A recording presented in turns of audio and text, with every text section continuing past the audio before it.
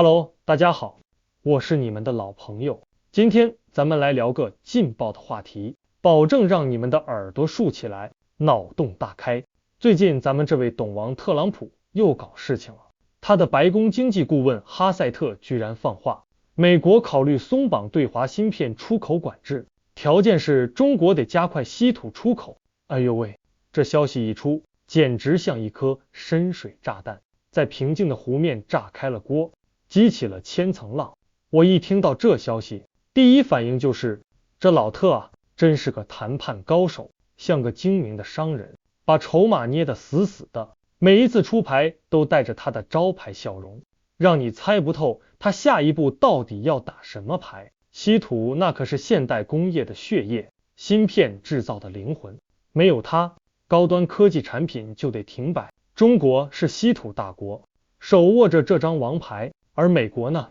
在高端芯片领域又是一骑绝尘，遥遥领先。这简直就是一场高科技版的田忌赛马，双方都想用自己的优势去敲开对方的城门。想想看，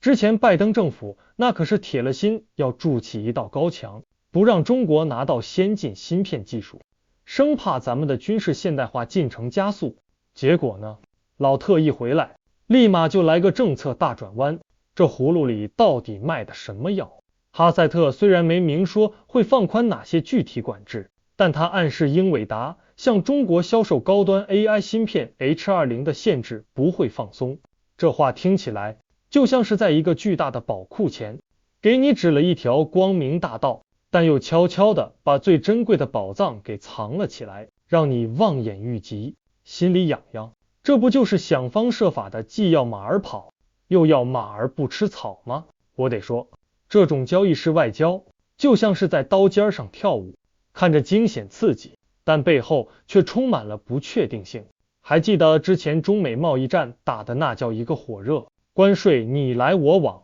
像两只巨兽在搏斗，把全球经济都震得摇摇欲坠。中国海关总署的数据就摆在那里，今年5月咱们对美出口额暴跌 34.6%， 简直是心在滴血呀。这说明什么？说明贸易战这把双刃剑伤人伤己，谁也别想独善其身。虽然对欧盟、东盟的出口有所增长，但抢出口效应的消退，以及全球外需的全面下滑，就像一片乌云压在中国外贸的头上，让人喘不过气。当然也有人说，老特这是在给中国一个台阶下，毕竟中国5月份的稀土出口量不是有所上升吗？但这只是一个模糊的数字，具体哪些稀土材料被放宽了出口管制，还得等更详细的数据出来才能盖棺定论。我个人觉得，这就像是一场猫鼠游戏，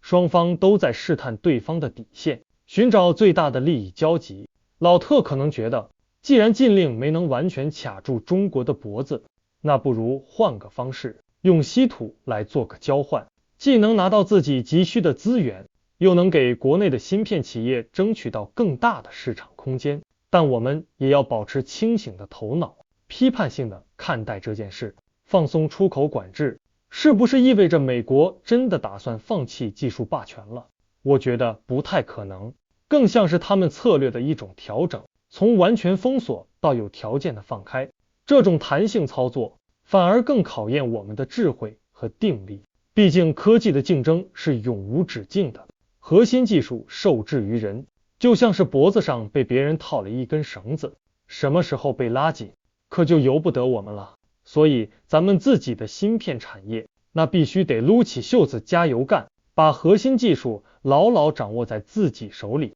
这才是真正的王道。而且别忘了国内消费市场的低迷，那可是实实在在的痛点。5月份的 CPI 和 PPI 数据就像2盆冷水，浇灭了我们对经济复苏的热情。通货紧缩的阴影笼罩着，大家捂紧钱袋子，不愿意消费，企业减产裁员，这简直是恶性循环啊！所以提振内需，刺激消费，这才是我们当下最紧迫的任务。就像给一个生病的人输血，只有身体强壮了，才能更好的应对外部的挑战。总而言之，这次中美贸易谈判看似是稀土换芯片，实则背后是两国在经济和科技领域的博弈。它就像一面镜子，照出了全球经济的复杂性和不确定性。我们作为视频博主，就是要剥开这些复杂的表象，把最真实、最深刻的观点呈现给大家，让大家都能成为这场大戏的明白人。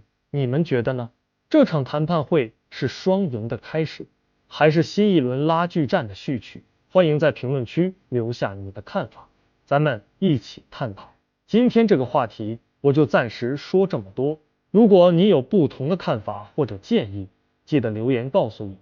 欢迎订阅我的频道，我是胖僧，谢谢大家。